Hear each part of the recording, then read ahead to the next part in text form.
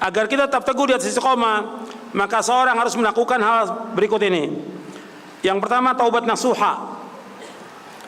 Taubat nasuha adalah taubat yang ikhlas, taubat yang jujur, taubat yang benar, taubat yang tidak mengulangi lagi perbuatan dosa. Itu namanya taubat nasuha. Ya ayyuhalladzina amanu tubu ilallahi taubatan nasuha.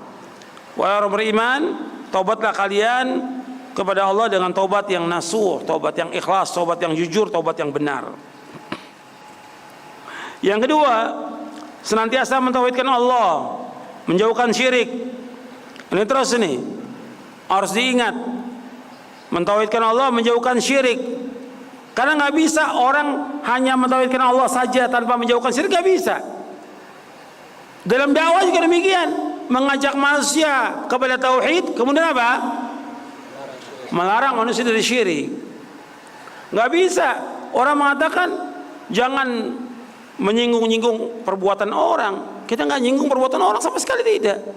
Kita menjelaskan seperti orang-orang yang datang ke kubur-kubur wali atau kiai atau syekh yang dianggap keramat oleh mereka. Mereka datang ke sana, umumnya mereka minta supaya apa?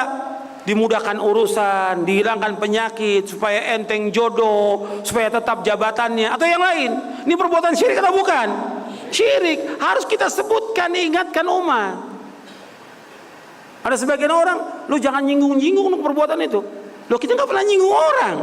Ini dakwah, harus kita jelaskan karena kita sayang kepada umat. Perhatikan itu, bahwa kita menjelaskan tentang syirik dan bahaya syirik karena kita sayang kepada umat. Sebab kalau mereka jatuh ke dalam syirik, ini mereka jatuh kepada perbuatan dosa besar yang paling besar, yang nggak akan diampuni oleh Allah, yang Allah haramkan bagi dia sorga, tempatin neraka. Justru kita sayang.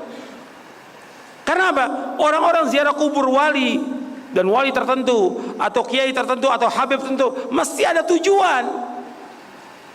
Nggak mungkin tidak. Kalau ziarah kubur, di mana aja ziarah kubur boleh.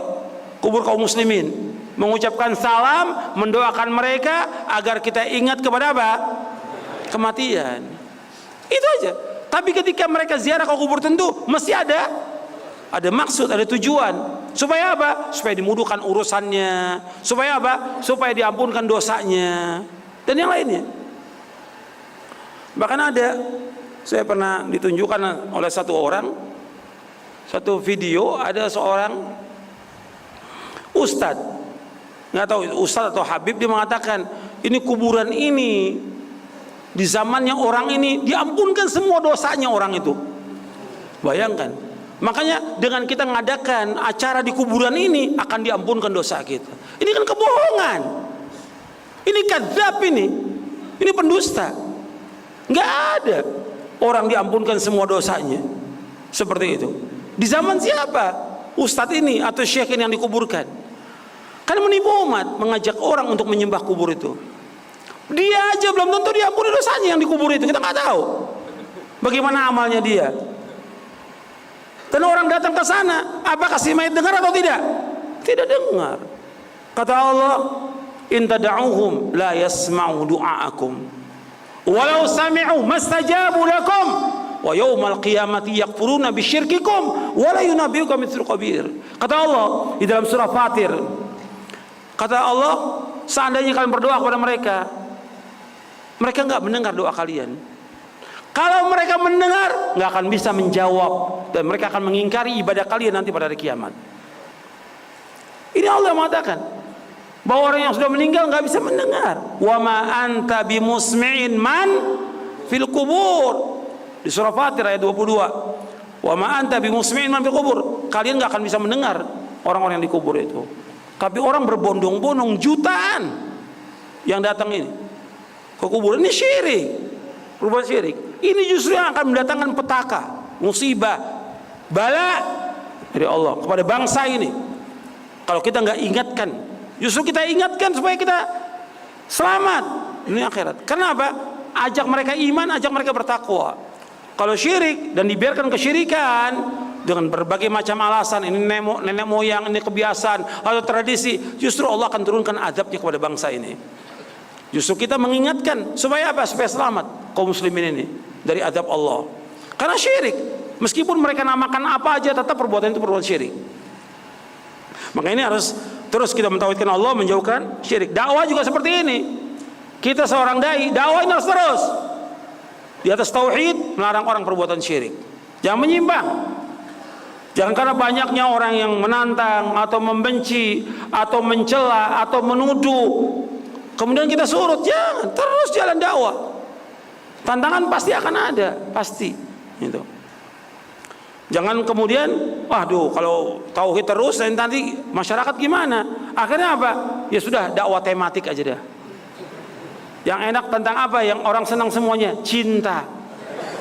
Ya rusak. Kalau membahas tentang cinta kepada Allah, bagus.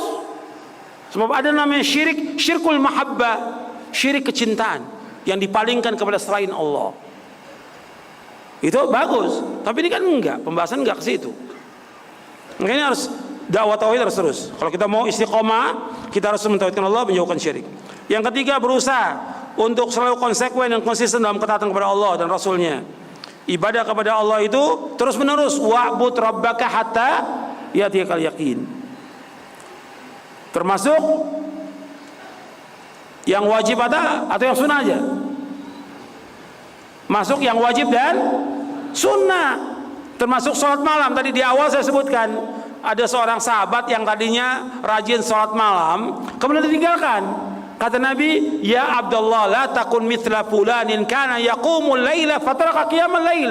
Wahai Abdullah, jangan kamu seperti fulan, tadinya rajin sholat malam, rajin sholat tahajud, kemudian ditinggalkan sholat tahajud. Ini celaan dari Nabi, celaan ini. Hadis sahih riwayat Bukhari Muslim. Makanya dalam ketaatan terus. Saya cukupkan sampai di sini. Mudah-mudahan yang kita kaji bermanfaat, dan kalau ada kekurangan dari saya mohon maaf. Mudah-mudahan bisa kita pahami dengan benar dan kita amalkan, dan mudah-mudahan kita diberikan oleh taufik hidayah di atas Islam dan sunnah, dan diberikan istiqamah. Wassallallahu Nabi Muhammadin sallallahu alaihi wasallam. Subhanakallah wa bihamdik, asyhadu an la ilaha illa anta astaghfiruka wa atubu ilaik. Assalamualaikum warahmatullahi wabarakatuh.